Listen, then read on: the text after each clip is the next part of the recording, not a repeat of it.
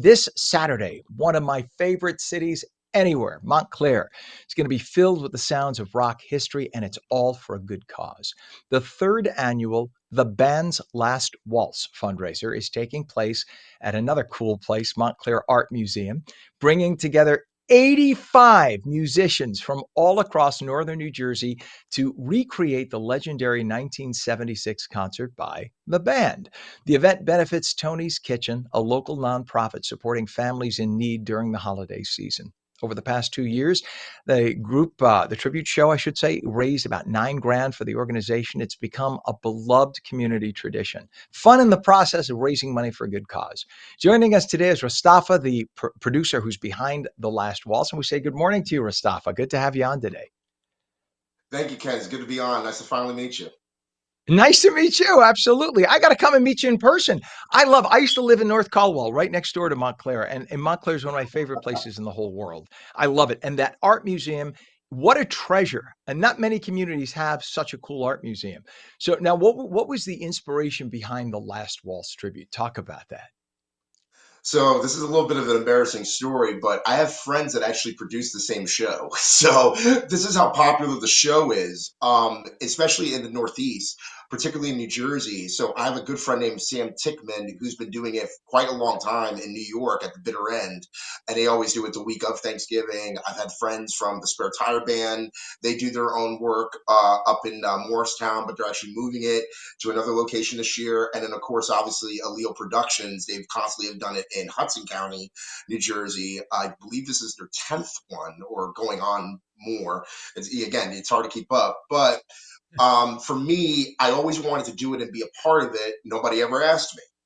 So I thought to myself, okay, I've produced shows before, for profit and nonprofit. Why not do one?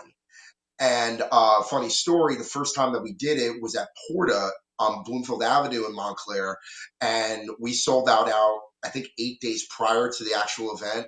The second year, Wow. we moved it to Montclair Art Museum because we wanted to do it initially the first year, but we couldn't. The second year, we were able, and we sold out, I think, 3 days prior to the event. And yeah, the first year we had 50 musicians. The second year we had 75. Yeah, this year we have about 85. And what do musicians love more than to get together with other musicians and just jam? I mean, that is like, I know a lot of musicians, I have relatives who are musicians. That's not work for them. That's love, right? They just love to get together and jam. Right. And a lot of times, a lot of these musicians don't even know about each other. So, like, they're friends of mine and they're people that I admire. So, I feel like kind of like a theater director where I just like, okay, this character goes here, this character goes here. Check that ego, make sure that ego doesn't, feel not stimulated here.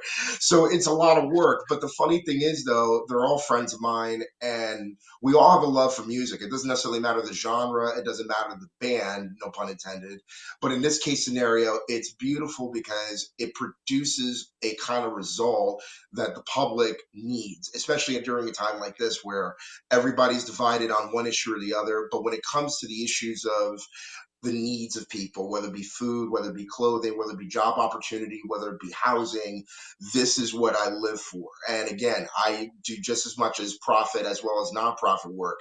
They equally mean something to me. That is so cool. And you're right. That's the nice thing about music. Yeah, we all have musical tastes, but it doesn't get personal. It's about the beauty and the art of the music, and that's so cool that you just check the politics at the door. Let's just bring the music together and have a good time and raise money in the process. God bless you for that. And talk about the impact the fundraisers had, because you guys have raised a good amount of money so far, and it's growing. So talk about that. Well, yeah. So we've worked together with Tony's Kitchen, which, by the way, if you don't know about Tony's Kitchen, you should. They've been around since the 80s. They've been killing it when it comes to just influencing communities, not just in Montclair, but also in West Orange, my hometown, and Bloomfield. And they've helped out God, thousands upon thousands of people with Wow. resources, and Marin, who's like one of the, I think she's the executive director over there. She's incredible to work with, and has always been a proprietor to, what we're doing. As a matter of fact, when we first did it, she was surprised we were able to do what we were able to do. She had no idea really the magnitude of what we were trying to achieve. And this year, we're also introducing a second organization to kind of benefit from this, and it's called Make the Road New Jersey.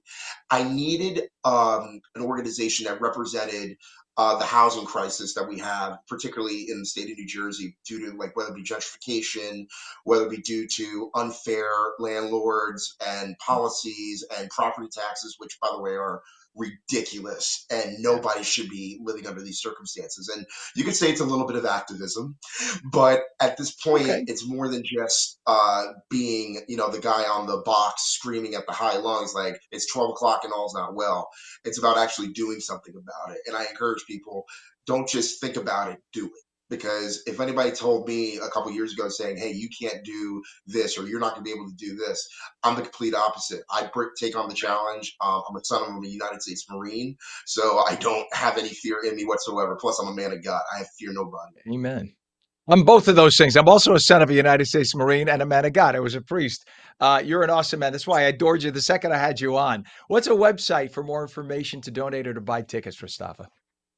The website is Last Waltz Show at simpletix.com. That is lastwaltzshow.simpletix.com. We have over 23 sponsors. This is the largest we've ever had, the largest ensemble we've ever had. We've broken records every year that we've done this. I want to encourage you that if you've never heard this music, if you have never heard the band, if you've never seen the Last Waltz, please come to Montclair Art Museum this Saturday, November 15th. Doors are going to be open at 6:30. The show will start at 7:30. And here's a little surprise. We have a couple of dignitaries that will be there, including Senator John F. McKeon, as well as the mayor of Montclair, Dr. Renee Baskinville. Please, there's going to be more surprises and special guests, and we're also live streaming this on Facebook. So stay tuned. You're awesome, Rostafa. Come back again. We love you. You're sensational. God bless and good luck with the event this weekend. Thank you, Ken. Appreciate it. I hope to see you there. Bring your friends with you. I'd love to see you. Done deal. We'll see you there. Have a good one. I want to see that raise a ton of money, and that sounds like a good time.